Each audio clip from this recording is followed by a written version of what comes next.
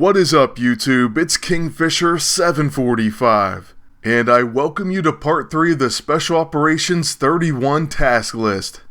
In this one, no surprise, we're once again going to continue where we last left off, and that was of course with a research.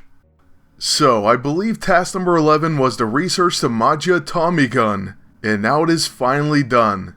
So we're going to get that weapon, and also I believe 1 CP. Okay, I was wrong, it's 15,000 silver. More importantly, we're going to move on to task number 12. For this one, you have to use Misty Knight in 1 battle. That's very easy if you were lucky enough to win her. But if not, she is a team up in mission 2.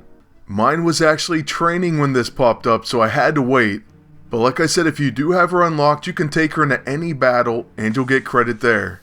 Otherwise, simply look for a team up in mission 2 of Spec Op 31, and once you complete that, you'll get credit. Well, actually, the wording leads me to believe that you don't even need to finish the battle, just use her. So I guess you could throw it if you want to have that mini-boss in the end boss fight. That, of course, will help out your overall mission score, so if you want to try it, I think it should work out. For me, we're just doing a normal battle, I believe within the Spec Op, and we're going to knock out these henchmen, then move on to the next task. It's really straightforward like many of the tasks in this section. This part of the task list is basically defeat this person, use this one in combat, and defeat a bunch more bosses. Really easy, really simple, but definitely time consuming. Especially video wise, so we're going to try to keep it around 10 minutes, but it might go over. As for Misty Stone, you can see she's over level 9, and that's why this week we're going to have a PvP video of her. As well as Elsa, finally. The other video I have planned probably for tomorrow is going to be a Boomerang lockbox opening video. What I wanted to do was collect around 120 and then try my luck. So make sure you tune in to see how well I do, and if ultimately I unlock that new character. Alright, well, this current battle was unfortunately a 2-wave threat, but hopefully my agent drops these bodyguards fairly quickly. It's going to depend on the number of counters we get. Now with Misty Knight, we can use her Killer Diller as a quick action, or we can use Hit the Streets. I went ahead with our AoE attack, and this does cause the bodyguard to be taken out fairly soon afterwards. Following that knockout, we're going to go ahead and use our tea time with Elsa, and then maybe we'll try out her level 9. This attack has a really cool animation, an amazing looking gun, and it can do a lot of damage. Also in this case we get a follow-up from the Relentless Rapier, and that's going to be the end of the fight. So we used Misty Knight, and we're going to get credit for that task. We also get 15,000 silver, and can move on to number 13. For this one you have to use a distress call, so you can do that in any threat, as long as you have 1 distress call. If nothing else, you should have Tony Stark. Once again, we're going to take the same exact team into a high threat, so we do have to face 2 waves. But that gives us plenty of time to remember to use that distress call. That really is the most difficult part of completing a task like that. Just remembering to use it. The task is usually to use 3 distress calls, and I always forget at least once. This time it's only 1, so we shouldn't have too much of a problem. I do understand though, if you don't have many allies, you may not have that many distress calls. But like I said, everyone has Tony Stark, so you shouldn't have a problem collecting that and saving it for this task. Also, for anyone looking for allies, there's many incredible groups just dedicated to Marvel Avengers Alliance, and you'll find a lot of allies there. Now for my Tony Stark distress call, we ended up getting Drax. And then we'll just use Gravedigger and finish this first wave. Now we have another 3 enemy wave to complete, and then we'll be done with this task. So yeah, it really could be as easy or as difficult as you want it. You could take it into a low threat and use your distress call there. For me, I was trying to clear to the boss, so we might as well do a high threat. You will need to face a few bosses in this group of tasks, just to give you a little tip, a heads up on what's to come. So yeah, you might as well begin mission number 2. And that's where you can clear some enemies and get these first few tasks done, en route to the last few. For the current fight, Elsa's going to go ahead and use her blazing boomstick because we haven't seen it yet. And then with my agent, we'll finish off the fight with the Blade of the Guardian. Alright, so I believe that's going to be the end of lucky task number 13. And with that, we'll get 1200 experience. Once again, we can move on to Purple Rain 14 of 25. So we're coming up on the final 10 tasks. For number 14, you have to defeat Boomerang, so we have to fight him once again. And this time he is a mini-boss in Spec Op 31 Mission 2. I can't help but notice we're really dishing out a lot of punishment on this guy that's about to join our team. It seems kind of overkill, but hey, he's a pretty easy boss to take down.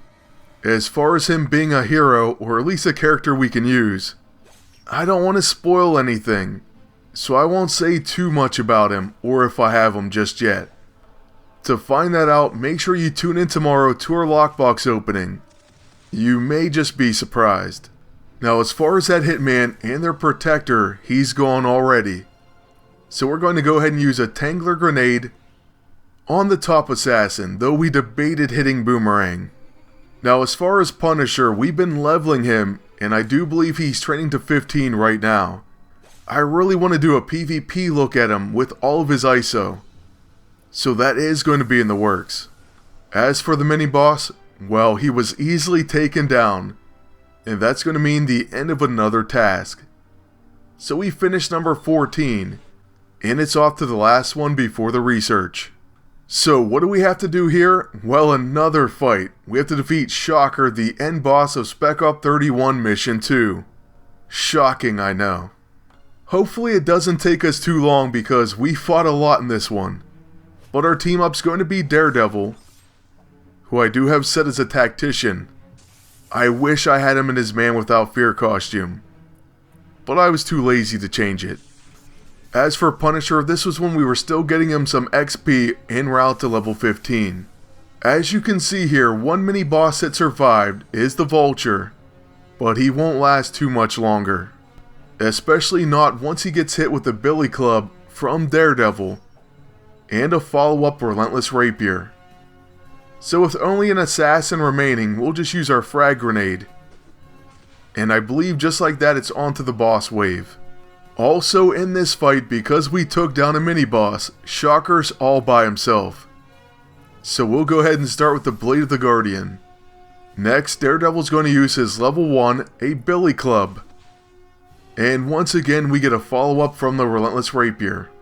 After this, we're going to get another attack because it is a blaster and we have a tactician.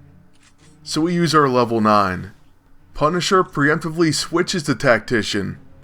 And so after he's attacked, we can use his level 1, nearly dropping Shocker. Then following another really weak attack, we're going to use our Battle Van. But unfortunately it misses. So we'll recharge with my agent and finish Shocker with Daredevil. So that's it, the end boss fight is already over and it really wasn't much of a challenge. After we get our little bit of XP for Punisher, we also are going to get the blueprint for the Maggia Fist. So that's an unarmed melee attack that has high crits and applies combo setup. This is also of course going to mean we're to our next research task. But first, let's look at the boss roulette. On the roulette, we have the Mailbox, a single item melee attack that stuns, 40% chance, and causes internal bleeding plus dazed. Also, I'm pretty sure it looks epic being a mailbox. Also, we have the Pyrophoric AISO 8, and let's see if we can win either of these. Okay, so we get the AISO. Equipped gun or explosion attack applies Pyrophoric.